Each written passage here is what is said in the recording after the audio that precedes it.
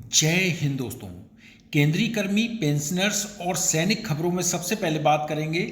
Colonel साहब के मंदिर न जाने पर सेना ने किया बाहर और 10 साल के महंगाई भत्ता 114% महंगाई हुई है डबल, टेबल जारी हुई है, इस पर बात करेंगे।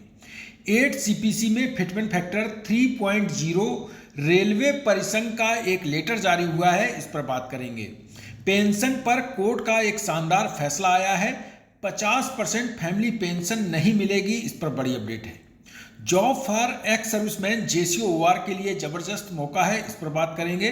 तो सबसे पहले पहली खबर, कर्नल के मंदिर न जाने पर सेना ने उन्हें सेना से बाहर कर दिया है।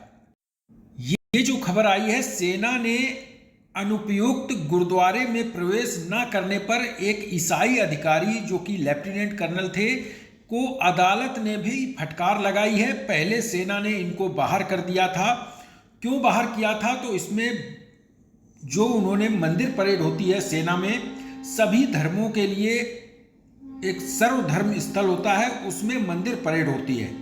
तो उस दिन मंदिर परेड के दिन गुरुद्वारे का दिन था और गुरुद्वारे में जाना था, लेकिन एक जो वरिष्ठ अधिकारी थे लेफ्टिनेंट कर्नल, उन्होंने जाने से मना कर दिया और उनका कहना था कि वो ईसाई हैं और इसलिए नहीं जाएंगे। उसके बाद सेना ने उन्हें बाहर कर दिया। उसके बाद जो कर्नल सैमुअल थे उन्होंने कहा कि हम कोर्ट जाएंगे और AFT में गए।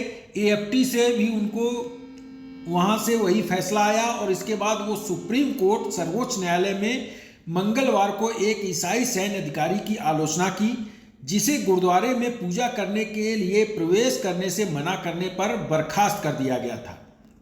उसे झगड़ालू व्यक्ति और अनुपयुक्त करार दिया गया तथा अपने साथी सिख सैनिकों की आस्था का सम्मान न करने के कारण उसे निष्कासित करने के लिए सशस्त्र बलों के निर्णय का समर्थन किया और सुप्रीम कोर्ट ने कहा जो सशस्त्र बल ने किया है काम, उनको बेदखल किया, सेना से बाहर किया, वो बिल्कुल सही काम किया, क्योंकि वो एक तरह के झगड़ालू व्यक्ति और सेना के लिए अनुपयुक्त हैं। क्योंकि सेना में कई फिजिकल मापदंड होते हैं, उसके बाद शारीरिक मापदंड होते हैं और इसके बाद रिटन टेस्ट होता है।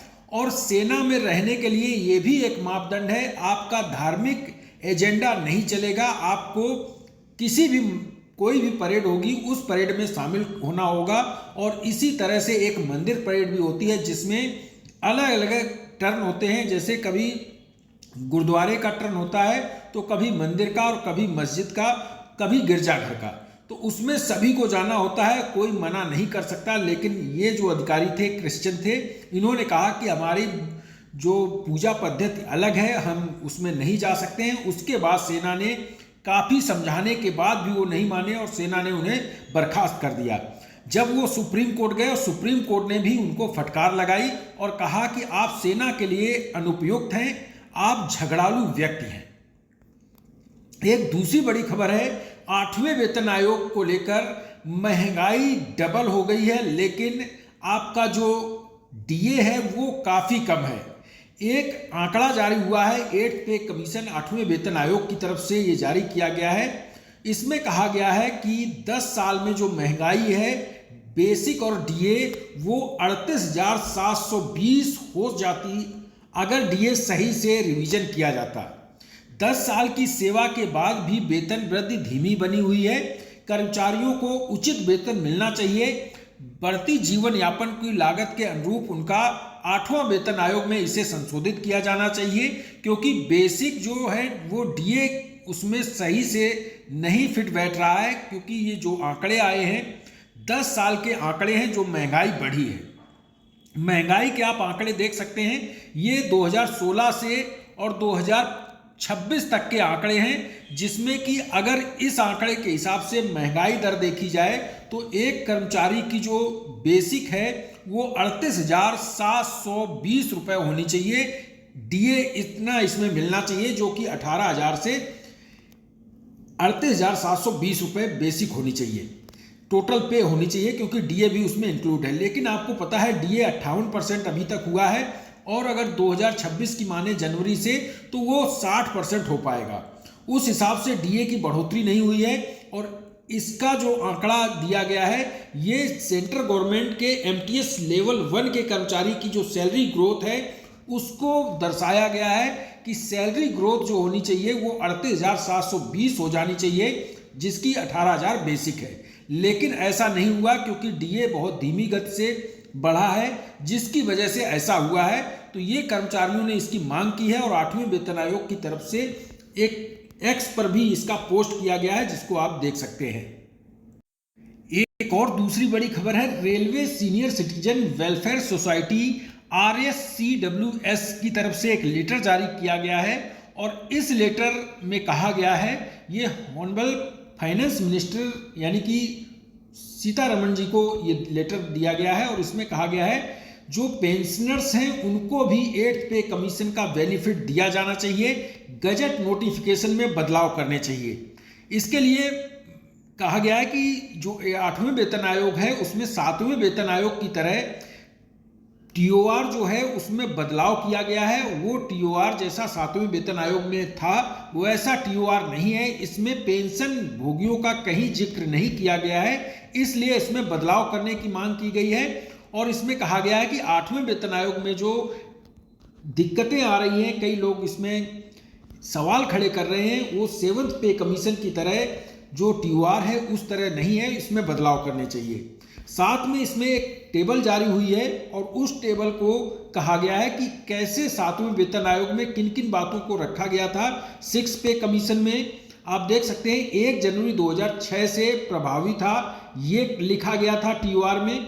और 7th पे कमीशन में 1 जनवरी 2016 से प्रभावी था, ये भी लिखा गया था टीओआर में। लेकिन 8th पे कमीशन में ऐसा कहीं जिक्र नहीं है कि 1 जनवरी 2026 से आपका 8th पे कमीशन लागू होगा। तो इसकी भी मांग की गई है, इसमें संशोधन किया जाए। पे सिस्टम में संशोधन करने के लिए कहा गया है। पहले 6 पे कमीशन में पे बैंड प्लस ग्रेड पे चलता था, फिर इसके बाद 7th पे कमीशन में पे मैट्रिक्स चला, नो ग्रेड पे। इसके बाद रिवाइज पे मैट्रिक्स सिमिलर करने की मांग की गई है। और फिटमेंट फैक्टर जो है 6 पे कमीशन में 1.86, क्यों ये कम था? क्योंकि बेसिक मर्ज कर दिया गया था पहले, इसलिए फिटमेंट फैक्टर 6 पे कमीशन में कम था। लेकिन जो बढ़ोतरी हुई थी टोटल, वो काफी बढ़ोतरी हुई थी क्योंकि आपका बेसिक में डीए मर्ज कर दिया गया था। उसके बाद 1.86 फिटमेंट फैक्टर दिया गया था, इसलिए 6 पे कमीशन में आपको पता है कि 54% की बढ़ोतरी हुई थी। वहीं 7th पे कमीशन में 2.57 फिटमेंट फैक्टर दिया गया था, ज्यादा था 6 पे कमीशन से, लेकिन डीए मर्ज नहीं किया गया था, जिसकी वजह से आपकी सिर्फ 14% की बढ़ोतरी हुई थी। अब इसमें मांग की जा रही है अगर डीए नहीं भी मर्ज किया जाता है तो अराउंड 3.0 का फिटमेंट फैक्टर दिया जाना चाहिए, ये मांग की गई है। और इसके साथ में एनपीएस ओपीएस को लाया जाए, एनपीएस को हटाया जाए, इसकी भी मांग की गई है। तो ये रेलवे परिसंघ की तरफ से एक लेटर जारी किया गया है, वित्त मंत्री को लेटर भेजा गया है और इसमें ये चीजें मांग की गई है। एक दूसरी बड़ी खबर आई है, पिता की मौत के बाद तलाकशुदा पुत्री पेंशन की हकदार नहीं होंगी। कलकत्ता हाईकोर्ट ने एक फैसला सुनाया है। बता दें, कोई पेंशनर्स हैं और उनकी जो लड़की है उनकी अगर शादी हो जाती है और उसके बाद उस पेंशनर्स की डेथ हो जाती है, तो उसके बाद उनकी जो बेटी है वो अगर उनका तलाक हो जाता है डेथ होने के बाद कर्मचारी की, और वो घर में आ जाती हैं और वो पेंशन मांग रही हैं, तो उनको पेंशन का हक नहीं है। क्योंकि जब वो थे उस समय वो अपने पारिवारिक जीवन में थी और उसके बाद जब वो नहीं रहे तब वो अगर उनका तलाक हो जाता है तो उनको पेंशन नहीं मिलेगी। ये फैसला आया है कलकत्ता हाईकोर्ट का। पिता की मौत के बाद तलाकशुदा पुत्री को पारिवारिक पेंशन नहीं मिल सकती है। कलकत्ता हाईकोर्ट ने एक मामले की सुनवाई के दौरान यह फैसला सुनाया। कार्यवाहक मुख्य न्यायाधीश सुजत पाल और जस्टिस परेशानी सेन की डिवीजन बेंच ने कहा है कि अगर पुत्री अपने पिता की मौत के दिन तक उन पर आश्रित रहती है तो उसे पेंशन दी जाएगी, अन्यथा पेंशन की पात्र नहीं होंगे। पिता की मौत के बाद अगर वह तलाक लेकर मायके लौट आती हैं तो वह पेंशन के पात्र या हकदार नहीं होंगी। ट्रिब्यून का ये फैसला आया है। जॉब से लेटेस्ट अपडेट है, बता दें पूर्व सैनिकों के लिए एक्स सर्विसमैन JCOR के लिए जॉब फेयर आयोजित किया जा रहा है, जो कि जॉब फेयर होगा वो मिनिस्ट्री ऑफ डिफेंस की तरफ से किया जा रहा है 28 नवंबर 2025 को।